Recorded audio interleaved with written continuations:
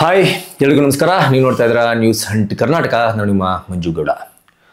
ಧರ್ಮಸ್ಥಳದ ಪ್ರಕರಣ ರಾಜ್ಯದ ತುಂಬ ಕೂಡ ಸದ್ದು ಮಾಡ್ತಾ ಇದೆ, ದೇಶದ ತುಂಬ ಕೂಡ ಸದ್ದು ಮಾಡ್ತಾ ಇದೆ. ಈ ಪ್ರಕರಣಕ್ಕೆ ಸಂಬಂಧಪಟ್ಟಂತೆ ಒಂದು ನಿರ್ಧಾರವನ್ನು ತೆಗೆದುಕೊಳ್ಳೋದಕ್ಕಿಂತ ಮುಂಚೆ ನನಗೆ ಗೊತ್ತಿತ್ತು ತುಂಬ ಸವಾಲುಗಳೆದುರಾಗುತ್ತೆ, ತುಂಬ ಪ್ರಶ್ನೆಗಳೆದುರಾಗುತ್ತೆ, ತುಂಬ ಜನಕ್ಕೆ ತುಂಬ ಥರ ಡೌಟ್ಗಳು ಕೂಡ ಸಹ ಬರುತ್ತೆ, ಅದನ್ನು ಕೂಡ ಪ್ರಶ್ನೆ ಮಾಡ್ತಾರೆ. ಅದ್ರ ಜೊತೆಗೆ ಒಂದಷ್ಟು ಜನ ಏನೇ ಹೇಳಿದ್ರು, ಏನೇ ಪ್ರೂಫ್ ಸಮೇತ ನಾವು ಕೊಟ್ಟರು ಸಹ ಅದನ್ನು ಒಪ್ಪಲ್ಲ, ಕೆಟ್ಟ ಹಾಕೊಳಕ ಮಾತನಾಡ್ತಾರೆ, ಕೆಟ್ಟದಾಗಿ ಕಮೆಂಟ್ ಹಾಕ್ತಾರೆ. ಇದೆಲ್ಲ ಕೂಡ ನನಗೆ ಗೊತ್ತಿತ್ತು. ಫಸ್ಟ್ ಏನು ಹೇಳಿದೆ, ಸ್ಟಾರ್ಟಿಂಗಿಂದ ಡೌಟ್ ಬರೋರಿಗೆ ಕ್ಲಿಯರ್ ಮಾಡ್ಬೋದು, ಪ್ರಶ್ನೆ ಕೇಳೋರಿಗೆ ಸರಿಯಾದ ರೀತಿಯಲ್ಲಿ ಪ್ರಶ್ನೆ ಕೇಳೋರಿಗೆ ಉತ್ತರ ಕೊಡ್ಬೋದು, ಬಾಯಿಗೆ ಬಂದಂಗೆ ಮಾತನಾಡೋರಿಗೆ ನಾವು ತಲೆನೇ ಕೆಡಿಸ್ಕೊಳಕ್ಕೆ ಹೋಗ್ಬಾರ್ದು. ಅಂಥವರು ನನ್ನ ಚಾನಲ್ನಲ್ಲಿ ಒಂದು 20% ಜನ ಇರಬಹುದು. But it's okay. ಬಟ್ ಆದರೆ ನಾನು ಅಂತಹ 20% ಜನಗಳಿಗೂ ಸಹ ನಾನು ಹೇಳ್ತೀನಿ, ಏನೇ ಡೌಟ್ ಇದ್ದರೂ ಒಳ್ಳೆ ರೀತಿಯಲ್ಲೇ ಮೆಸೇಜ್ ಹಾಕಿ, ಒಳ್ಳೆ ರೀತಿಯಲ್ಲೇ ಪ್ರಶ್ನೆ ಮಾಡಿ, ಅಥವಾ ಚಾನಲ್ನಲ್ಲಿ ನನ್ನ ನಂಬರ್ ಇದೆ, ಒಳ್ಳೆ ರೀತಿಯಲ್ಲಿ ಫೋನ್ ಮಾಡಿ ನಿಮ್ಮ ಡೌಟನ್ನು ಕ್ಲಿಯರ್ ಮಾಡ್ಕೊಳ್ಳಿ. ಅದನ್ನು ಬಿಟ್ಟು ಬಾಯಿದೆ ಅಂತ ಹೇಳ್ಬಿಟ್ಟು ಕೆಟ್ಟದಾಗಿ ಮಾತನಾಡಿದ್ರೆ ನಮಗೂ ಕೂಡ ಬರುತ್ತೆ ಕೆಟ್ಟದಾಗಿ ಮಾತನಾಡೋದಕ್ಕೆ. ಆದರೆ ನನಗೆ ಅದರ ಅವಶ್ಯಕತೆ ಇಲ್ಲ. ಆದರೆ ನಾನು ಈ ವಿಡಿಯೋದಲ್ಲಿ ಚಾಲೆಂಜ್ ಮಾಡಿ ಹೇಳ್ತೀನಿ, ನಿಮ್ಮ ಕಮೆಂಟ್ಗಳನ್ನು ನಾನು ಚಾಲೆಂಜ್ ಆಗಿ ತಗೋತೀನಿ.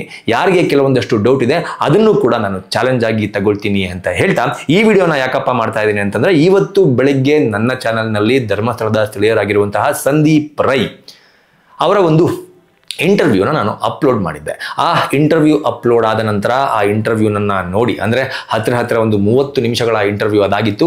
ಅದನ್ನು ನೋಡಿ ಸಾಕಷ್ಟು ಜನ ಒಳ್ಳೆ ವಿಚಾರಗಳನ್ನು ತಿಳಿಸ್ಕೊಟ್ಟಿದ್ದೀರಿ ಅಂತಲೂ ನನಗೆ ಕಮೆಂಟ್ ಮಾಡಿದ್ದಾರೆ. ಸಾಕಷ್ಟು ಜನ ಒಂದಷ್ಟು ಡೌಟ್ಗಳನ್ನು ಸಹ ಕೇಳಿದ್ದಾರೆ. ಅದನ್ನು ನಾನು ಅಲ್ಲೇ ಕಮೆಂಟ್ ಸೆಕ್ಷನ್ನಲ್ಲೇ ಬಗೆಹರಿಸುವಂತಹ ಪ್ರಯತ್ನವನ್ನು ನಾನು ಮಾಡಿದ್ದೀನಿ. ಸಾಕಷ್ಟು ಜನ ಇಲ್ಲ ಸರ್, ತುಂಬ ಡೌಟ್ ಇತ್ತು, ತುಂಬ ಪ್ರಶ್ನೆಗಳಿತ್ತು, ಈ ವಿಡಿಯೋದ ಮೂಲಕ ಸಾಕಷ್ಟು ಪ್ರಶ್ನೆಗಳು ನಮಗೆ ಕ್ಲಿಯರ್ ಆಗಿದೆ ಎನ್ನುವ ಕಮೆಂಟನ್ನು ಸಹ ಮಾಡಿದ್ದಾರೆ. ಎಲ್ಲರಿಗೂ ಕೂಡ ನಾನು ಥ್ಯಾಂಕ್ಸ್ ಹೇಳೋದಕ್ಕೆ ಇಷ್ಟಪಡ್ತೀನಿ. ಇಲ್ಲಿ ನಾನು ಧರ್ಮಸ್ಥಳದ ಸ್ಥಳೀಯರನ್ನೇ ಯಾಕೆ ಮಾತನಾಡಿಸಬೇಕು ಅಂತ ಅನ್ಕೊಂಡೆ ಅಂದರೆ, ನಾನು ಎಸ್ಪೆಷಲಿ ಈ ವಿಡಿಯೋದಲ್ಲಿ ಅಲ್ಲಿ ಸಂದೀಪ್ ರೈ ಅವರಿಗೆ ಕೇಳಿರುವ ಅಷ್ಟೂ ಪ್ರಶ್ನೆಗಳು ನಾನು ಮನಸ್ಸಿನಲ್ಲಿ ಅಂದ್ಕೊಂಡು ಹೋದಂತಹ ಪ್ರಶ್ನೆಗಳಲ್ಲ. ಧರ್ಮಸ್ಥಳ ವಿಚಾರವಾಗಿ ಸೋಷಿಯಲ್ ಮೀಡಿಯಾದಲ್ಲಿ, ಮಾಧ್ಯಮಗಳಲ್ಲಿ ಹಾಗೂ ಜನರ ಮನಸ್ಸಿನಲ್ಲಿ ಯಾವೆಲ್ಲ ರೀತಿಯ ಚರ್ಚೆಗಳಾಗಿದೆ, ಯಾವೆಲ್ಲ ರೀತಿಯ ಚರ್ಚೆಗಳನ್ನು ಮಾಡ್ತಾ ಇದ್ದಾರೆ, ಯಾವೆಲ್ಲ ರೀತಿಯ ಪ್ರಶ್ನೆಗಳನ್ನು ಇಡ್ತಾ ಇದ್ದಾರೆ, ಯಾವೆಲ್ಲ ರೀತಿಯ ಡೌಟ್ಗಳನ್ನು ಜನರ ಮುಂದೆ ಇಡ್ತಿದ್ದಾರೆ, ಅದನ್ನೆಲ್ಲ ಕೇಳಿಸ್ಕೊಂಡು ಅದನ್ನೇ ಪ್ರಶ್ನೆಗಳ ರೂಪದಲ್ಲಿ ಅವರನ್ನು ಕೇಳಿದ್ದು. ಎಲ್ಲ ಆಯಾಮಗಳಲ್ಲೂ ಅದೇ ಪ್ರಶ್ನೆಗಳನ್ನು ನಾನು ಕೇಳಿದ್ದೀನಿ. ನನ್ನ ಮನಸ್ಸಿನಲ್ಲಿ ಬಂದಿರುವಂತಹ ಪ್ರಶ್ನೆಗಳನ್ನು ನಾನು ಕೇಳಿಲ್ಲ. ಯಾಕಪ್ಪ ಅಂತಂದರೆ, ಜನರ ಮನಸ್ಸಿನಲ್ಲಿ ಮೂಡಿರುವಂತಹ ಪ್ರಶ್ನೆಗಳಿಗೆ ಉತ್ತರ ಕೊಡಿಸೋದು ನನ್ನ ಉದ್ದೇಶ ಆಗಿತ್ತು. ಹಾಗಾಗಿ ಅವರನ್ನು ಜನರು ತಲೆಯಲ್ಲಿ ಏನೆಲ್ಲ ಕ್ವಶನ್ಗಳಿತ್ತಲ್ಲ ಅದನ್ನೇ ನಾನು ಕೇಳಿದ್ದೀನಿ. ನಾನು ಇವಾಗ ಚಾಲೆಂಜ್ ಮಾಡ್ತೀನಿ. ಚಾಲೆಂಜ್ ಏನಕ್ಕೆ ಮಾಡ್ತೀನಿ ಅಂತ ನಾನು ಫಸ್ಟ್ ಹೇಳ್ಬಿಡ್ತೀನಿ. ನೀವು ಈ ಕಮೆಂಟನ್ನು ನೋಡಿ, ನಾನು ಕಮೆಂಟನ್ನು ನೋಡ್ಬಿಡ್ತೀನಿ, ಸ್ಕ್ರೀನ್ ಮೇಲೆ ನೋಡ್ತಾ ಇದ್ದೀರಾ. ಇವರನ್ನ ಬಿಟ್ಟು ಬೇರೆಯವರನ್ನ ಮಾತನಾಡಿಸಿ ಎಲ್ಲರೂ ಇವರೊಬ್ಬರನ್ನೇ ಮಾತನಾಡಿಸ್ತಾ ಇದ್ದಾರಲ್ಲ. ಎಸ್, ನನಗೆ ಇದರಲ್ಲಿ ಲಾಜಿಕ್ ಇದೆ ಅಂತ ಅನ್ಸುತ್ತೆ. ಅದ್ರ ಜೊತೆಗೆ ಸ್ಥಳೀಯ ಅಂದರೆ ಯಾವಾಗಲೂ ಇವನೇ ಇರ್ತಾನೆ, ಅಲ್ಲಿನ ಬಿಸ್ನೆಸ್ ಮ್ಯಾನ್ ಇರಬೇಕು ಇವನು. ಸತ್ತವರ ಬಗ್ಗೆ ಮಾತನಾಡಿ ಧರ್ಮ, ಆಮೇಲೆ ಓಹೋ ನಿಮ್ಮ ಸಾಧನೆಗಳ ಬಗ್ಗೆ ಮಾತುಕತೆ, come to the real matter ಅಂತ ಇನ್ನೊಬ್ರು ಕಮೆಂಟ್ ಹಾಕಿದ್ದಾರೆ. ಇವನು ಅತ್ಯಾಚಾರಿಗಳ ಚೇಲ, ಎಲ್ಲ ವಿಡಿಯೋದಲ್ಲೂ ಇವನೇ ಇರ್ತಾನೆ ಅಂತ ಮತ್ತೊಬ್ರು ಕಮೆಂಟ್ ಹಾಕಿದ್ದಾರೆ. ಈ ಮಾಧ್ಯಮಗಳಿಗೆ ಸ್ಥಳೀಯರು ಅಂತ ಸಿಗೋದು ಕೇವಲ 10 ಜನ ಮಾತ್ರಣ. ಇವರೆಲ್ಲ ಹೇಳೋ ಹಾಗೆ ಧರ್ಮಸ್ಥಳ ಗ್ರಾಮಸ್ಥರು ಇವರೆಲ್ಲ, ಗ್ರಾಮಸ್ಥರ ಸೋಗಿನಲ್ಲಿ ಇರುವ ವಕ್ತಾರರು, ಅಂದರೆ ದೇವಸ್ಥಾನದ ವಕ್ತಾರರು ಇವರು ಅಂತ ಇನ್ನೊಂದಷ್ಟು ಜನ ಕಮೆಂಟ್ ಹಾಕಿದ್ದಾರೆ. ಎಸ್, ಏನ್ ಈ ರೀತಿ ಕಮೆಂಟ್ ಹಾಕಿದ್ರಲ್ಲ, ನಾನು ಇದರ ಲಾಜಿಕ್ ಇಲ್ಲ ಅಂತ ಹೇಳಲ್ಲ. ಯಾಕಂತಂದ್ರೆ ಸಾಕಷ್ಟು ಮಾಧ್ಯಮಗಳಲ್ಲಿ ಇವರ ಇಂಟರ್ವ್ಯೂ ಈಗಾಗಲೇ ಬಂದಿದೆ.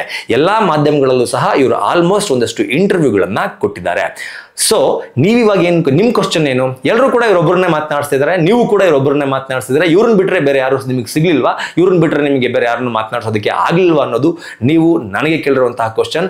ನಾನು ಅದನ್ನೇ ಹೇಳಿದೆ, ಇದನ್ನ ನಾನು ಚಾಲೆಂಜ್ ಆಗಿ ತಗೋತೀನಿ. ಓಕೆ, ನಾನು ಹೇಳ್ತಾ ಇದ್ದೀನಿ, ಇವ್ರನ್ನ ಬಿಟ್ಟು ಬೇರೆಯವ್ರನ್ನ ಮಾತಾಡಿಸ್ಬೇಕಲ್ವಾ, ನಾನು ಆ ಪ್ರಯತ್ನವನ್ನ ಮಾಡೇ ಮಾಡ್ತೀನಿ. ಧರ್ಮಸ್ಥಳದ ಜನ ಮಾತನಾಡ್ತಾರೋ ಮಾತನಾಡಲ್ವೋ ಗೊತ್ತಿಲ್ಲ, ನಾನು ಅಪ್ರೋಚ್ ಅಂತೂ ಮಾಡ್ತೀನಿ. ಅಪ್ರೋಚ್ ಮಾಡಿ, ಅಂದರೆ ಅವ್ರು ಮಾತನಾಡಲ್ಲ ಅಂದರೆ ಅದನ್ನು ಕೂಡ ನಾನು ನಿಮಗೆ ತೋರಿಸ್ತೀನಿ. ಮಾತನಾಡಿದ್ರೆ ಖುಷಿ. ಅವ್ರ ಹತ್ರ ನಿಮ್ಮ ತಲೆಯಲ್ಲಿ ಧರ್ಮಸ್ಥಳದ ವಿಚಾರವಾಗಿ, ಧರ್ಮಸ್ಥಳ ಸ್ಥಳೀಯರ ವಿಚಾರವಾಗಿ, ಅಲ್ಲಿ ನಡೆದಿರುವಂತಹ ಘಟನೆಗಳ ವಿಚಾರವಾಗಿ ಏನೆಲ್ಲ ಪ್ರಶ್ನೆಗಳು ಇದೆಯಲ್ಲ, ಆ ಪ್ರಶ್ನೆಗಳನ್ನೇ ನಾನು ಅವರ ಬಳಿ ಕೇಳಿ ನಿಮಗೆ ಕ್ಲಾರಿಫಿಕೇಶನ್ ಅನ್ನ ಕೊಡುವಂತಹ ಕೆಲಸವನ್ನ ಮಾಡ್ತೀನಿ. ಇದನ್ನ ನಾನು ಚಾಲೆಂಜ್ ಆಗಿ ತಗೋತೀನಿ ಅಂತ ಹೇಳೋದಕ್ಕೆ ಇಷ್ಟಪಡ್ತೀನಿ. ಇದು ಒಂದು ಪಾಯಿಂಟ್ ಆಯಿತು. ಇನ್ನೊಂದು ಪಾಯಿಂಟು, ಎಲ್ಲರೂ ಕೂಡ ಕಮೆಂಟ್ನಲ್ಲಿ ನಾನು ನೋಡಿದಾಗ ಎಲ್ರಿಗೂ ಇವರೊಬ್ಬರೇ ಸಿಗ್ತಾ ಇರೋದ, ಇವ್ರನ್ನ ಬಿಟ್ಟರೆ ಬೇರೆ ಯಾರೂ ಸಿಗ್ತಾ ಇಲ್ವಾ ಅಂತ ಹೇಳ್ತಾ ಇದ್ದಾರೆ. ನಾನು ಒಂದು ಮಾತನ್ನು ಕ್ಲಿಯರ್ ಮಾಡಿಬಿಡ್ತೀನಿ. ಕರ್ನಾಟಕ ಸಾಕಷ್ಟು ಜಿಲ್ಲೆಗಳನ್ನು ಹೊಂದಿರುವ ರಾಜ್ಯ. ಕೇವಲ ಭಾಷೆಗಳ ವಿಚಾರದಲ್ಲಿ ಮಾತ್ರ ಅಲ್ಲ, ಎಲ್ಲ ವಿಚಾರಗಳಲ್ಲೂ ವೈವಿಧ್ಯತೆಯಲ್ಲಿ ಏಕತೆ ಅಂತ ಏನು ಕರಿತೀವಲ್ಲ, ಅದು ನಮ್ಮ ಕರ್ನಾಟಕದಲ್ಲೂ ಕೂಡ ಇದೆ.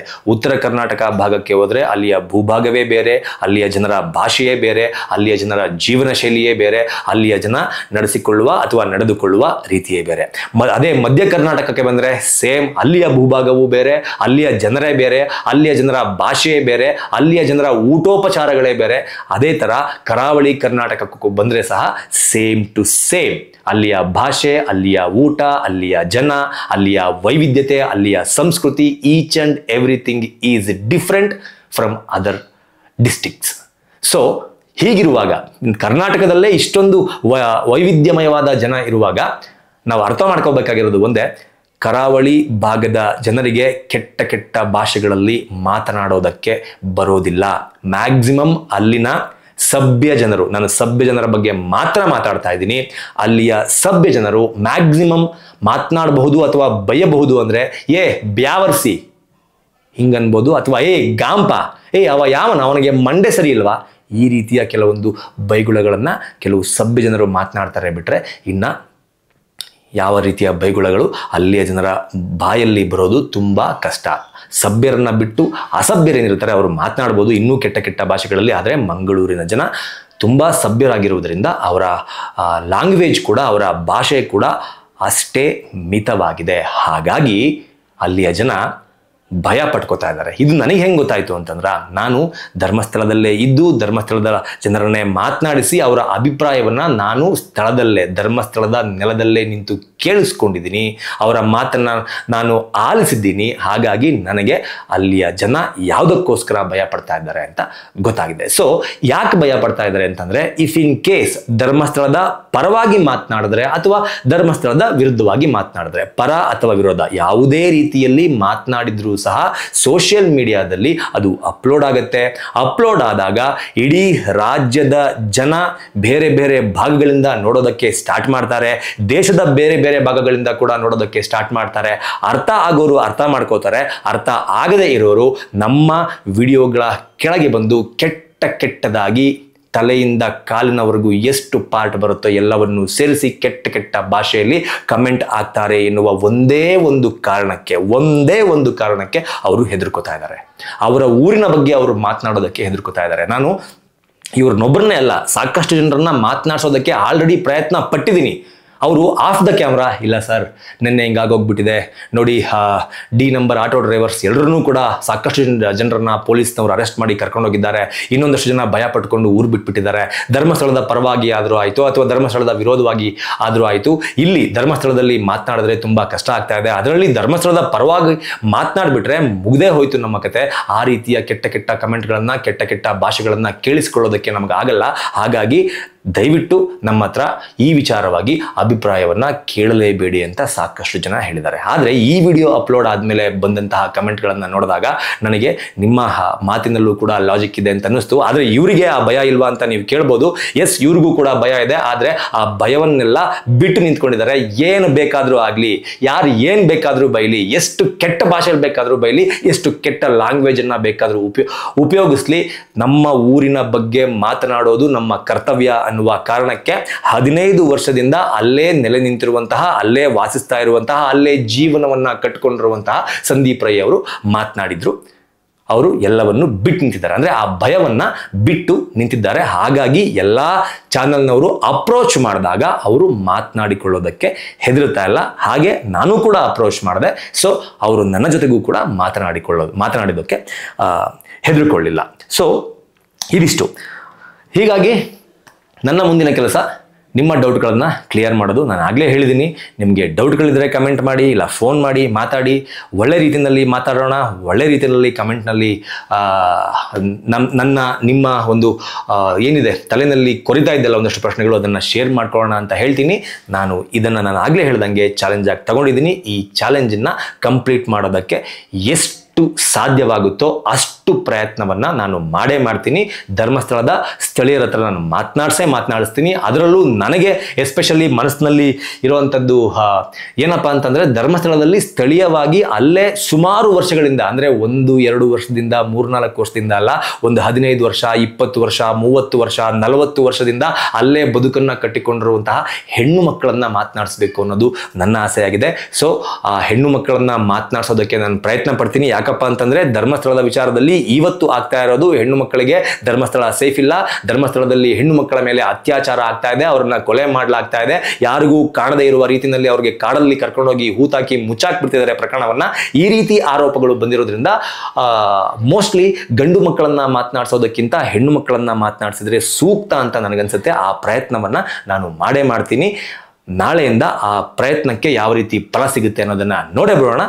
ಇದನ್ನು ನಾನು ಚಾಲೆಂಜ್ ಆಗಿ ತಗೊಂಡಿದ್ದೀನಿ. ಇನ್ನು ಏನಾದರೂ ಇದ್ರೆ ದಯಮಾಡಿ ಕಮೆಂಟ್ ಸೆಕ್ಷನ್ನಲ್ಲಿ ತಿಳಿಸಿ, ಅಥವಾ ಮಂಜು ಗೌಡ ಹಿಯರ್ ಅಂತ ನಂದು ಇನ್ಸ್ಟಾಗ್ರಾಮ್ ಪ್ರೊಫೈಲ್ ಇದೆ, ಅಲ್ಲೂ ಕೂಡ ತಿಳಿಸ್ಬೋದು, ಅಥವಾ ನ್ಯೂಸ್ ಅಂಡ್ ಕರ್ನಾಟಕ ಅಂತ ಇನ್ಸ್ಟಾಗ್ರಾಮ್ ಪ್ರೊಫೈಲ್ ಇದೆ, ಅಲ್ಲೂ ಕೂಡ ನಿಮ್ಮದೇನಾದರೂ ಡೌಟ್ಗಳಿದ್ರೆ ಅದನ್ನು ನನ್ನ ಜೊತೆಗೆ ಶೇರ್, ಅಂದರೆ ವಿಚಾರ ವಿನಿಮಯವನ್ನು ಮಾಡ್ಕೋಬೋದು. ಅದರ ಜೊತೆಗೆ ಯಾರಾದರೂ ನನ್ನ ಜೊತೆಗೆ ಚರ್ಚೆಗೆ ರೆಡಿ ಇದ್ರೆ, ಅಂದರೆ ನೀವು ಹೇಳ್ತಾ ಇರೋದು ಸುಳ್ಳು, ನೀವು ತೋರಿಸ್ತಾ ಇರೋದು ಸುಳ್ಳು, ಅಲ್ಲಿ ಹಂಗೆ ಆಗ್ತಾ ಇಲ್ಲ, ಅಲ್ಲಿ ಆಗ್ತಾ ಇರೋದು ಹಿಂಗೆ, ಅಂದರೆ ನೀವೊಂದು ವರ್ಷನಲ್ಲಿ ಏನಾದರೂ ಧರ್ಮಸ್ಥಳವನ್ನು ನೋಡಿದರೆ ದಯವಿಟ್ಟು ಬನ್ನಿ, ನನ್ನನ್ನು ಕಾಂಟ್ಯಾಕ್ಟ್ ಮಾಡಿ, ನಮ್ಮ ಆಫೀಸ್ನಲ್ಲಿ ಕೂತ್ಕೊಂಡು 1 by 1 ಚರ್ಚೆ ಮಾಡೋಣ ಅಂತ ಈ ವಿಡಿಯೋ ಮೂಲಕ ಹೇಳ್ತಾ, ನಾಳೆಯಿಂದ ನಾನು ತೆಗೆದುಕೊಂಡಿರುವ ಚಾಲೆಂಜನ್ನು ಕಂಪ್ಲೀಟ್ ಮಾಡೋದಕ್ಕೆ ಪ್ರಯತ್ನ ಪಡ್ತೀನಿ. ನಮಸ್ಕಾರ.